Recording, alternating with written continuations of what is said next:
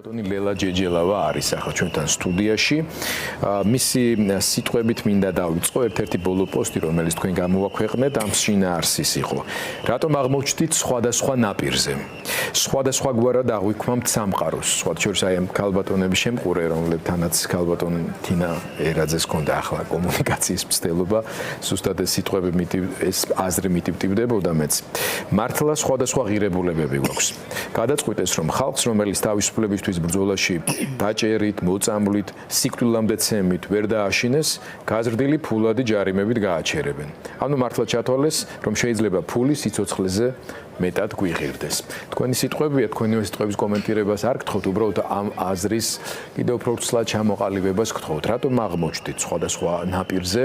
რა აწუხებთ იმ ადამიანებს ისეთი, რომელზეც ჩვენ ან გასაგებად ვერ ვსაუბრობთ, ან მეორეს მხრივ პროპაგანდა იმდენად მძლავრად და ეფექტურად მუშაობს, რომ ამ ადამიანების გადარწმუნება შეუძლებელი ხდება. მოგესალმებით, მადლობა მოწვევისთვის. მიუხედავად იმისა, რომ ჩვენ შეიძლება ადამიანები ჩვენი ინტელექტის მიუხედავად სხვადასხვა დონეზე ვიმყოფებოდეთ, ამას არ აქვს მნიშვნელობა. მაინც არსებობს გარკვეული ინსტინქტები, ქვეცნობიერი, რომელიც ჩვენ ადამიანებს რაღაცა ტიპის სიგნალებს გვაძლევს. ჩვენთვის აი ამ ორ ნაპირზე მყოფი სხვადასხვა ნაპირზე მყოფი საქართველოსთვის ჩვენი ქვეცნობიერი სხვადასხვა სიგნალებს გვაწვდის ხიფათისთვის. ხიფათის შესახებ ჩვენ გვეშინია რომ კარგავთ საქართველოს და მათ ეშინიათ რომ კარგავენ იმ შემთხვევაში თუ დამარცხდებიან კარგავენ თავის არსებო გარემოს. ანუ რა იგულისხმება ჩვენ იმისთვის რომ აი ორ ნაპირას მყოფმა ადამიანებმა თავი კარგად ვიგრძნოთ სხვადასხვა საარსებო პირობები და გარემო გჭირდება. მათ ეშინიათ კონკურენციის, მათ ეშინიათ თავისუფლების, მათ ეშინიათ პასუხისმგებლობის აღების, ანუ საკუთარ ქმედებებზე პასუხისმგებლობებისაც კი ეშინიათ. აქეთ პირიქით, სადაც თავისუფლების ძიება, იქ მეტი პასუხისმგებლობა. თავისუფლება ხო იმას ნიშნავს, რომ შენს ნებისმიერ არჩევანზე პასუხს აგებ. ამ ადამიანებს ეს არ უნდათ, ეს აშინებს, ეს საბჭოთა პერიოდ გამოვლილი ადამიანის ცნობიერებაა, გიორგი, სადაც ყველაფერზე სახელმწიფო იყო პასუხისმგებელი აბსოლუტურად, არავინ ადამიანს არაფერს არ ეკითხებოდა და შესაბამისად მას მხოლოდ აძლევდნენ იმდენს, რამდენიც თავისი ვიტალური მოთხოვნების დასაკმაყოფილებლად ჭირდებოდა. მერე თუ ვინმეს მეტი ჭირდებოდა, ის იწყებდა ეგრეთ წოდებულ ჩალიჩს. დღემდე აი ამ ტიპის კატეგორიაში ადამიანებისა რომ მკითხო, დაუშვათ ვიღაცის ამბავი, როცა გეკითხებიან, რას ჩალიჩობსო? ანუ რითია დაკავებული, რა საქმიანობს, რა არის მისი დაუშვათ საქმიანობის სფერო, ასე გკითხავენ, რას ჩალიჩობსო? ანუ ჩალიჩი არის ამ ადამიანების, ამ ტიპის ადამიანების მთავარი, ასე ვთქვათ, წესი ცხოვრებისა. ამიტომ აი ახლა იქით, სადაც მეტი თავისუფლება, მეტი კონკურენცია, სხვა უნარჩვევებია საჭირო. ჩვენ განსხვავებული უნარჩვევების მქონე ადამიანები ვართ და ეს მოდის სწორედ იქიდან, რომ ჩვენი ქვეცნობიერი განსხვავებულ, ასე ვთქვათ, იმპულსებს გვაძლევს ხიფათზეც, რისკებზეც, პირიქით ჩვენთვის საუკეთესო გარემოზე. ახლა ამ ბრძოლის ავანგარდში ხო ახალგაზრდები არიან. ახალგაზრდები, რომლებიც დაიბადნენ თავისუფალ საქართველოში. მათ არ უცხოვრიათ ხო საბჭოთა პერიოდში. მათ არ უნახავთ, რას და არც უგრძნიათ არასოდეს, რას ნიშნავს საბჭოთა პერიოდში ცხოვრება, მაგრამ ეს ადამიანები, ეს ჩვენი ახალგაზრდობა უბრალოდ გრძნობს, რომ იქ საითაც მიყავთ ეს მისთვის მათი სასიცოცხლო არეალი არ არის. იმიტომ იბრძვის ასე თავგანწირვით. იცის რომ ვერ იცხოვრებს იქ, რასაც ბიძინა ივანიშვილი თავაზობს. ეს არ არის მისი ადგილი და ამიტომ არის ეს ბრძოლა ესეთი სასტიკი სხვათა შორის უნდა გითხრა და დაუნდობელი, იმიტომ რომ ეს არის ორი სხვადასხვა აღქმის საქართველოს, ასე ვთქვათ, ბრძოლა არსებობისათვის. აი ხა თუ გავითვალისწინებთ იმას, რომ იქით მხარეს, ანუ ბიძინა ივანიშვილის მხარეს, აი გუშინ ნაძვის ხეზე რომ მიდიოდნენ ის ასაკობრივი კატეგორიაა ძირითადად, ხო? ანუ საბჭოთა პერიოდ გამოვლილი ადამიანები, რომლისთვისაც მათი ბუნებრივი ყოფა და ამიტომ გაიყიდა მათთან კარგად ეს მშვიდობის იდეა, ხო? რომ თითქოს საბჭოთა კავშირში ომი არ იყო და მშვიდობიანად ცხოვრობდნენ. სინამდვილეში იყო როგორ არ იყო ომი. ავღანეთი აბა რა იყო?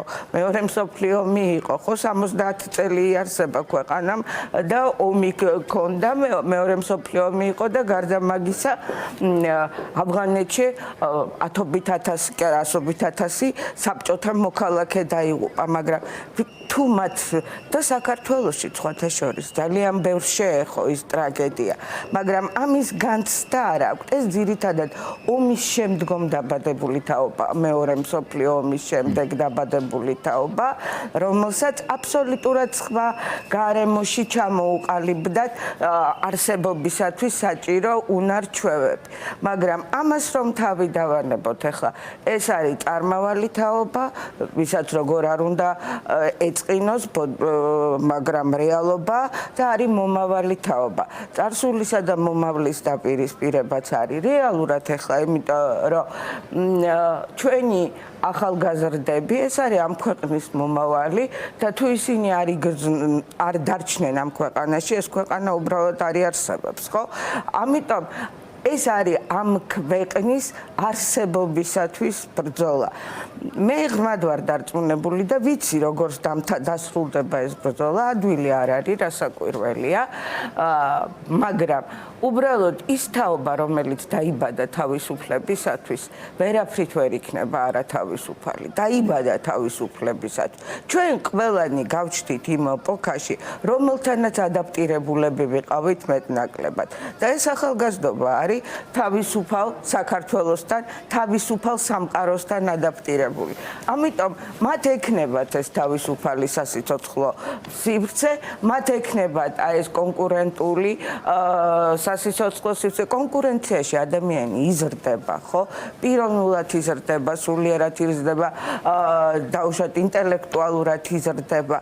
მე მახსოვს საბჭოთა პერიოდში, ხო, წლობით 50 წელი მუშაობდა ადამიანი ერთსა და იმავე სამსახურში და ეს ითვლებოდა ნორმად. და ეხლა ეს ხომ ასე არ არის, ახალგაზრდები ერთიდან მეორეში გადადიან, კარიერული ზრდა, სრულად სხვა ეპოქაც არა მარტო პოლიტიკური თვალსაზრისით, ჩვენ უკვე ინდუსტრიულიდან ციფრულ ეპოქაში გადავედით, სადაც სრულად სხვა სტანდარტებია. 10 წლის განმავლობაში ყველა შემთხვევაში პროფესიების ცვლილებაც კი გიწევს, მაგრამ ამისთვის კონკურენციისადმი მდგრადობა ეს კიდევ ცალკე და ძალიან მნიშვნელოვანი კომპონენტია, მაგრამ ჩვენ ვსაუბრობთ იმ დაპირისპირებაზე, რომელიც ახლა მიმდინარეობს. რუსთაველის გამზირზე, ბათუმში, ქუთაისში, ზუგდიდში, გორში, ჩვენს სხვა ქალაქებსა და სოფლებში, სხვათა შორის, იმიტომ რომ ამ ქალაქებში სოფლებიდან ჩამოსული ახალგაზრდები, მასწავლებლები, სხვადასხვა პროფესიების წარმომადგენლები არიან. ჩვენ რაზეც ვსაუბრობთ, გუშინდელი დღე ამ ხრივ ნამდვილად იყო შესამჩნევი და გასაანალიზებელი. ჩვენ დავინახეთ ივანიშვილი რითიც იგებდა აქამდე ყველა სისტემურ მოვლენასთან დაპირისპირებაში, იქნებოდა ეს პოლიტიკური პარტიები, არჩევნები, არასამთავრობო ორგანიზაციები, მედია, ბიზნესი თუ ასე შემდეგ. რატომ? იმიტომ რომ ესენი ყველანი სისტემური წარმონაქმნები არიან და მათი მუშაობის ფორმულაში დებს, კოდში დებს რაციონალურობა, გათვლა, ლოგიკა და ასე შემდეგ. იმარჯვებოდა იმით, რომ რაციონალიზმიდან სრულიად ამოვარდნილი მოთამაშის როლში არის შესული. ან გასულია საერთოდ არ ვიცით. ხო, რაციონალიზმისა და ლოგიკის სივრციდან, არა? პირველად დაეჯახა სიტუაციას, როდესაც სრულიად ირაციონალური მოქმედების პარადიგმით, თუმცა აბსოლუტურად რაციონალური და ამ ნაწილში მთლიანად გეთანხმებით მიზნით საქართველოს და თავისი ეროვნული, ისტორიული, კულტურული კოდის გადარჩენისთვის იბრძვიან ადამიანები, რომლებიც უდრეკად დგანან, უბრალოდ ქუჩაში კი არამედ უძლებენ იმ ტანჯვა წამებას ამ სიტყვის პირდაპირ მნიშვნელობით, რომელიც ივანიშვილმა მათთვის გაიმეტა რეჟიმის ხელების მეშვეობით, საცეცების მეშვეობით. ხო, ამიტომ რა თქმა უნდა ეს არის ძალიან ნიშანდობლივი მოვლენა, იმიტომ რომ გუშინ რაციონალური გათვლით და ლოგიკური აზრით იქ პროტესტანტები აღარ უნდა მდგარიყვნენ, იმიტომ რომ სუსმა გამოუცხადა, რომ მსხვერპლი იქნება, რამდენიმე ადამიანი დაიღუპება, მანამდე ვნახეთ მთელი დღის განმავლობაში სრული მობილიზება აი ამ შავ ფორმოსნების, რომლებმაც გადაავსეს მთელი რუსთაველი პარლამენტის მიმდებარე ტერიტორია, ამდენი შავსანთა ჯარით უყავდა ჩვენ საერთოდ მაშინ მართლა არ უნდა გვეშინოდეთ აღარც რუსეთის და არაფრის, ხო? თავს რო გვამადლიან რუსეთს ვებრძოდითო და ამ დროს თურმე მთავარი საბრძოლველი ველი ყოფილა რუსთაველზე, შენივე მოქალაქე, შენივე ახალგაზრდა, დიდწილად შენივე ოჯახის წევრის ახალი თაობის წარმომადგენელი, ამ ყველაფრის შემხედველი და მობილიზებული ზონდერებისაც და ასე შემდეგ, ნორმალურ ადამიანს უნდა რაციონალურად მოაზროვნოს, უნდა შეშინებოდა და ეთქვა, რომ ხალხო მოდი ჩვენ სადღაც იქით გავიწიოთ, ესენი გიჯები არიან, ვაცალოთ, მართლა რაღაცა უბედურების კალო არ დაატრიალონ, მაგრამ ეს ამ ხალხმა არ გააკეთა. არ გააკეთა ზუსტად იმის გამო, რომ დასათმობი უკვე აღარაფერი არ არის. რამდენად აცნობიერებს ის ინსტიტუტები, რომლებიც ისტორიულად ზრუნავდნენ და უნდა ზრუნავდნენ ყველაზე მეტად არა მხოლოდ მიწიერი ქართველი ერის ისტორიული კოდის, არამედ ზეციური, ასე ვთქვათ, და მაღალი ღირებულებების შენარჩუნებისთვის. მე ამ შემთხვევაში მხედველობაში მაქვს, რა თქმა უნდა, ჩვენი სასულიერო პირები, ადამიანები, რომლებიც ძალიან მნიშვნელოვანი ნაწილისთვის ჩვენი საზოგადოების წარმოადგენენ ავტორიტეტს, მათ სიტყვას, მათ ქმედებას აქვს ძალიან დიდი მნიშვნელობა. ჩვენ ბოლო დღეებში ვნახეთ ეს სრული ისტერია კუბოს დაწვასთან დაკავშირებით, ლამის არ ვიცი, ესე იგი ისეთი ისტორიული პარალელებით, რომელსაც შეგრცხვება უბრალოდ ადამიანს, იმიტომ რომ აი ისტორიული დანაშაული ჩამდენი ადამიანების მემკვიდრეები არიან დიდწილად ისინი, ვინც ახლა ამას ყველაფერს აკეთებენ, ხო? რუსული ძალის, რუსული პროპაგანდის, მაგრამ ამის პარალელურად ჩვენ ვხედავთ მოძღვრებს, მთელი ტალღა წამოვიდა მოძღვრებს, რომლებიც დარწმუნებული ვარ ისედაც თავიანთ ბრელთან ამაზე საუბრობდნენ, თავიანთ მიკროსოციუმში, მაგრამ ახლა უკვე ამბიონიდანაც ქადაგებენ. მოდით მოусმინოთ თუ არ ვწდები 1-2 ესეთი ქადაგების ნაწყვეტი დღევანდელი გვაქვს ჩვენ ახლა მოусმინოთ და შემდეგ კომენტარის საშუალებას მოგცემთ. ეს უჩაში ყოფა ახალგაზრდობას საჭიროება აქვს მოსმენის და გაგების. მაგრამ ვინც მათი უნდა შეისმინოს და ვინც მათ უნდა გაუგოს, ისინი სამწუხაროდ დაპყრობებული და დაბმავებულები არიან საკუთარი ძალაუფლების და სიმდიდრის შენარჩუნების გამო. ზოგიერთი საკუთარ ზოოპარკზე უფრო მეტად ზრუნავს, ვიდრე პირად ზოოპარკზე უფრო მეტად ზრუნავს, ვიდრე სხვის საჭიროებაზე და ხშირად მოსახლეობაზე და ახალგაზრდების საჭიროებაზე და ხეებზე უფრო მეტად ზრუნავს. დღეს ვისაც კანონის დაცვა ევალება, ის სამწუხაროდ ძალადობს. დღეს საზოგადოების ერთი ჯგუფი საქართველოს ახალგაზრდებზე ძალადობს ფიზიკურად და ამახინჯებს მას. მეორე ნაწილი კიდე ძალადობს სულიერად და ანტიქრისტეებს და ეშმაკებს ადარებენ მათ. და რა ნაყოფი უნდა გამოიყოს ამ ახალგაზრდებამ თუ ჩვენ მათ ასე მოვეკეცით. პირიქით ჩვენ უნდა ვზრუნავდეთ და ხელს უნდა უწყობდეთ მათ ყველანაირად. ჩვენ რა გვემართება საქართველოში ყველაზე მეტად? ყოველთვის ერთ კაცს უნდა რომ ყველაფერი ხელში კონდეს, ხომ ასეა? ერთ კაცს უნდა რომ ყველაფერი მას ემორჩილებოდეს. თავად ეკლესიაც ხანდახან, ხომ? ძველი მთავრობებიც ასე აკეთებდნენ, ახლანდელიც ასე აკეთებს და მომავალში იქნება ისწავლონ, ანუ ძალაუფლების განაწილება არის ღმერთის ნება, გესმით? რომ ძალაუფლება უნდა განაწილებული იყოს, რომ ერთმანეთი აკონტროლონ აი ამ შტოებმა, გესმით? თუ ერთი კაცის ხელში ექცევა ძალაუფლება, ყოველთვის გარყვნილებით და ბოროტებით მთავრდება. იმიტომ რომ ეს ღმერთის ნების საწინააღმდეგოა. ხომ გამიგეთ ისეთ თქმა მინდა? ბიბლიური კანონია ეს. სამი ძალაუფლება იყო ბიბლიაში, ღვთის ერში და ღმერთმა დაუკანონა, მათ მისცა მცნება, რომ არასოდეს ერთი კაცის ხელში არ იქნება ეს სამი ძალაუფლება. ვის ხელში შეიძლება იყოს ეს სამივე ძალაუფლება, როგორ გონიათ? არის ერთადერთი კაცი, ვის ხელში შეიძლება ეს იყოს? იესო ქრისტეს ხელში. როცა იესო ქრისტე მოვიდა ჩვენთან პირველად, ის ხო მეორეთაც მოვა. პირველად რომ მოვიდა, ის მეფეც იყო ისრაელის, რომელიც არ მიიღეს. ის მღვდელიც იყო, რატომ? იმიტომ რომ მან თავისთავად შესწირა, მღვდლები ხომ მსხვერპლს წირავდნენ ხომ? თავისთავად შესწირა ღმერთს და ის წინასწარმეტყველიც იყო, რადგან ყველაფერი გვასწავლა ღმერთის შესახებ, ხო? და აი მეორედ რომ მოვა უფალი, აი მის ხელში იქნება სრული აბსოლუტური ძალაუფლება, მაგრამ რომელია ჩვენ შორის ქრისტეს მსგავსი? რომელი საქართველოს მთავრობები ავიღოთ, წარსულიც ეხანდელს მოვალს. აი რომელია ქრისტეს მსგავსი, რომ მას პრეტენზია ჰქონდეს, რომ მე უნდა მეპყრას ხელში ყველაფერი, ხომ არ არის? არც ძალიან საინტერესო ქადაგებებია, მთლიანად ეთერში ვერ ვაძლევ, თუმცა ჩვენ სოციალურ პლატფორმებზე არის განთავსებული და აქვე მინდა ვთქვა, რომ თითოეული მათგანისთვის ნებისმიერი სასულიერო პირისთვის, რა თქმა უნდა, ჩვენი ეთერი ღია, ნებისმიერ გადაცემაში, პროგრამაში და ეს ის დროა და ის სიტუაცია, როდესაც მათი ხმა სასურველია ისმოდეს, რა თქმა უნდა, პირველ რიგში ამბიონიდან, მაგრამ ესმოდეს მთელ საქართველოსაც. მადლობელი ვარ მე, ისინი ესე ნათლად გამოხატავენ და კომპეტენტურად ამავე დროს თავიანთ დამოკიდებულებას და შეხედულებას. ნუ მღვდელი პოლიტიკოსად ვერ გადაიქცევა, თუმცა ჩვენ გვყავს მღვდლები კი არა, მაღალი იერარქები, რომლებიც ასე ვთქვათ, ქართული ოცნების პოლიტიკური კომისრები, პოლიტიკურ კომისრებად არიან გადაქცეულები და შევაფასოთ ზოგადად ეს დამოკიდებულება, თქვენ რამდენადაც კარგად იცნობთ ზოგადად ასე ვთქვათ, არა მხოლოდ საპატრიარქოს, არამედ ზოგადად რელიგიური კონფესიების მუშაობის სპეციფიკას, მათ როლს დღევანდელ სიტუაციაში და ქართული საზოგადოების დამოკიდებულებას მათ დამე. ისევე როგორც ქართულ სახელმწიფოებრიობას, საქართველოს ეკლესიასაც ძალიან დიდი გამოცდა ელის წინ პირდაპირ მნიშვნელობით, იმიტომ რომ ის არ არის ერთგვაროვანი, იქაც არის სერიოზული, ასე ვთქვათ, ჭიდილი, განსხვავებული აზრებისა, იქაც არის ქვეცნობიერის დონეზე სხვადასხვა რისკ ფაქტორები არსებობს.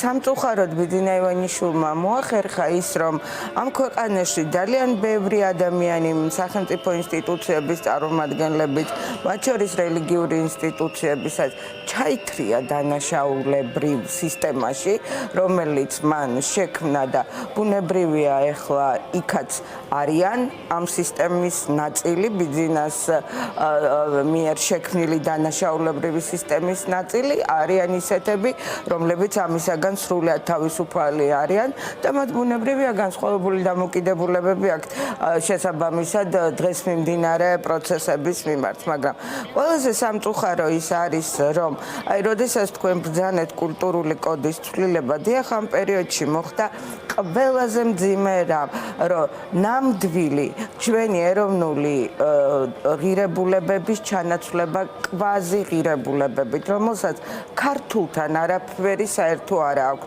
არაფერი საერთო არ აქვს სარწმუნოებასთან ისეთი თემების წინ ანუ ცრუ ქრისტიანობის წინ წამოწევა და ცრუ ღირებულებების წინ წამოწევა, რაც ძალიან სახიფათოა და არასოდეს არ ქონია კავშირი ქართულ იდენტობასთან.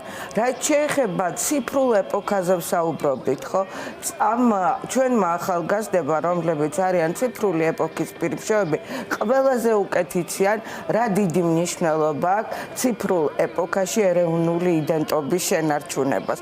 მათ ციფრულ ეპოქას თავისი ნიშანთა სისტემა აქვს. ქართველი გაცილებით ამ ეპოქის შვილი ქართულს გაცილებით უკეთ ესმის ვიღაც სადღაც ავსტრალიელის ვიდრე შეიძლება თავისი უფროსი ოჯახის წევრის. მაგრამ ის რომ მათ ამ დიდ უზარმაზარ ციფრულ სამყაროში უნდათ რომ კონდეთ საკუთარი იდენტობა, რომლითაც ისინი იქნებიან გამორჩეულები, ეს ძალიან ნათლად ჩანს ეხლა და ამისთვის იბრძვიან ეს ბავშვები ასე, რომელთაც ყველა, აი მე ხშირად მithქვამს, რომ იცოდნენ მშობლებმა, რა წიგნებს კითხულობდა ჩვენი შვილების თაობა, რა კომპიუტერული თამაშები ითამაშეს მათ, მიხვდებიან რომ ამ ბავშვების დამარცხება ეხლა არის წარმოუდგენელი. გეთანხმებით ამაში, მადლობა მინდა გითხრათ და